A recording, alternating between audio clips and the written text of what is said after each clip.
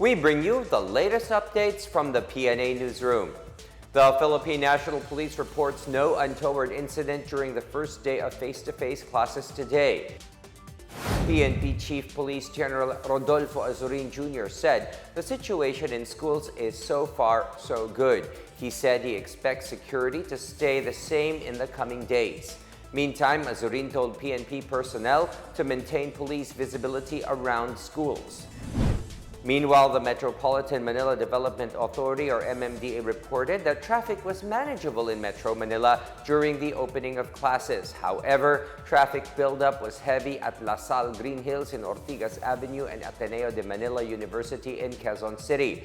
Earlier, the MMDA announced that public utility vehicles are exempted from the number coding scheme. The Department of Transportation and the Land Transportation Franchising and Regulatory Board requested the MMDA to temporarily suspend the implementation of the no-contact apprehension policy for public transport. A lawmaker believes that the president has more fiscal options to hasten the economic recovery of the country. During the first tax symposium launched by giant accounting firm Sisip Gores Velaya, or SGV, Albay Representative Joey Salceda said President Ferdinand Marcos Jr. has enough funds to mitigate the impact of inflation in the country. Salceda mentioned the 180 billion pesos in non-tax options that are not in the budget of expenditures can be mobilized immediately. He said the president can do equity withdrawals from government financial institutions after the purpose of such infusions had lapsed under Bayanihan 2. Salceda added that Marcos may also utilize the unused unconditional cash transfers from the train law.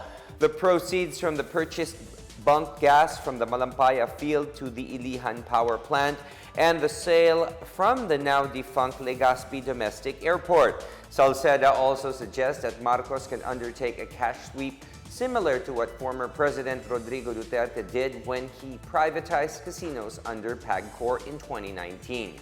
Salceda assures that his committee in the lower chamber will do its part to ensure that the Marcos administration will achieve its public investment programs.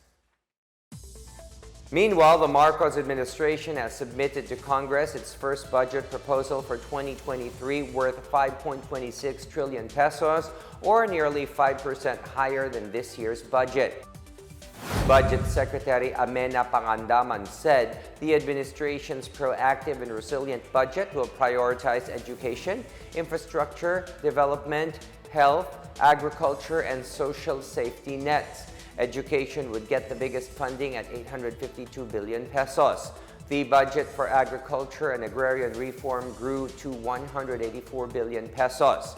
Infrastructure will get 1.196 trillion pesos, while the health budget expanded to 296.3 billion pesos. Meanwhile, the Department of Social Welfare and Development shall be allocated with 197 billion pesos. The proposed budget comes as the Marcos administration aims to expand the economy by 6.5 to 8% while the country recovers from the COVID-19 pandemic.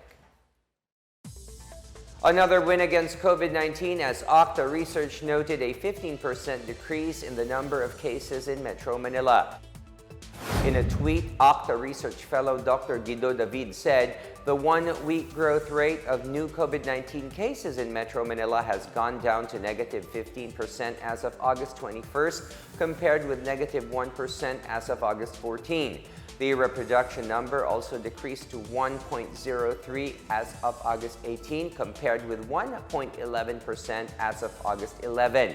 The positivity rate also declined to 14.6% as of August 20 from 16.3% as of August 13. The healthcare utilization rate for COVID-19 remains at 37%, while ICU rate is at 30%, which is lower than the previous weeks. David said the two-week decline in NCR's COVID-19 situation is very encouraging.